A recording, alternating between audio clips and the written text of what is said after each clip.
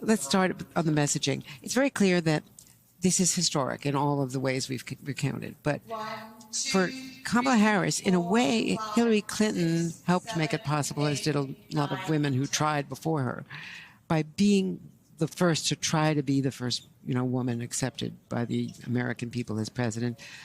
It's not that important for her to deal with that. It's so implicit in her candidacy. And Michelle Obama certainly took care of telling Democrats, don't take anything for granted. It's going to be vicious. They're already making racist attack. Barack and I got used to that. And in a way that liberates Kamala Harris to talk about her resume and her experience and her qualifications. Yeah, and I think that's what you're going to see a lot of tonight. And obviously she understands she's running with the opportunity to be the first, but as she always says, be the first, but certainly not the last. It's about what you leave behind.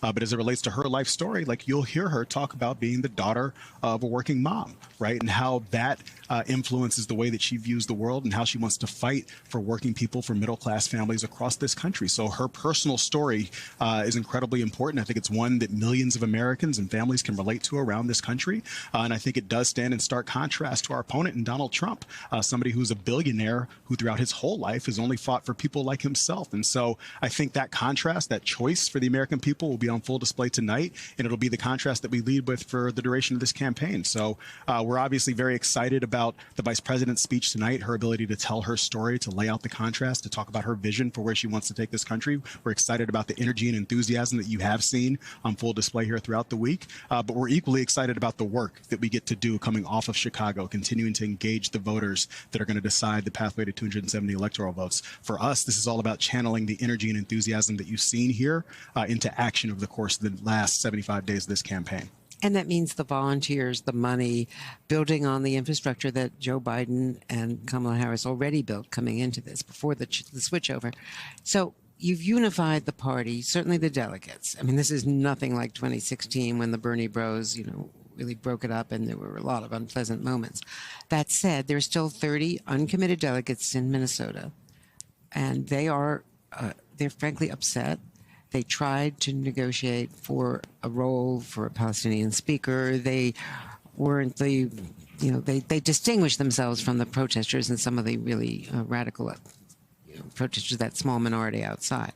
But I did an interview on the floor the other night with Dan Engelhardt, and here's the way he framed it. Let's watch. You have to see a policy change. It's obvious that the two words together, arms embargo, seem like a non-starter. But as long as we keep sending the actual bombs and the actual money and the actual fire, we won't see a ceasefire. When nearly 800,000 people voted uncommitted, that's enough to win or lose this election in November.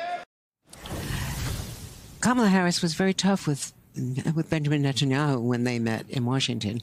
But beyond empathy and emphasis, why not give these people a role, 30 delegates, and bring everyone together? Yeah, well, the uncommitted delegates have absolutely had a role in this convention. We're proud of that. We've had panel conversations with the uncommitted delegates throughout the convention. Campaign leadership has met with... Not a speaker, not a meeting. Campaign leadership has met with the uncommitted delegation throughout the convention. The vice president herself in Detroit met with leaders of the uncommitted movement. And I think what they have seen, what the American people will continue to see, is somebody in Kamala Harris who is focused on actually ending the violence, ending the war, getting to a permanent ceasefire, making sure that Israel absolutely can live safely and securely. The people of Gaza can live and can thrive moving forward. That's the end result here, what she is committed fighting the Biden policy of continuing the arms flow? Listen, she's committed to ending the violence. She is committed to making sure that we have a just and lasting peace in the Middle East. I think she's been abundantly clear about that, and I think that stands, frankly, in stark contrast to our opponent, Donald Trump, who does not approach this issue or any other issue with what's in the best interest of national and global security. He approaches these with what's in his own personal self-interest, and I think the American people are going to see that fundamental choice as we move forward in this campaign. And how are you concerned about what we've confirmed is going to happen, which is RFK Jr. dropping out probably tomorrow and likely endorsing Donald Trump, and all the polling indicates it would help Donald Trump? Well, listen, I mean, throughout this campaign, RFK has been propped up by MAGA donors. He's parroted MAGA talking points. I don't think it would be any surprise if you were to drop out and endorse Donald Trump. I think our message, frankly, isn't for RFK. It's for the voters who are looking for a place to go in this campaign. I think what him dropping out fully cements is that this election is going to be a choice between Vice President Harris, who's fighting for the American people,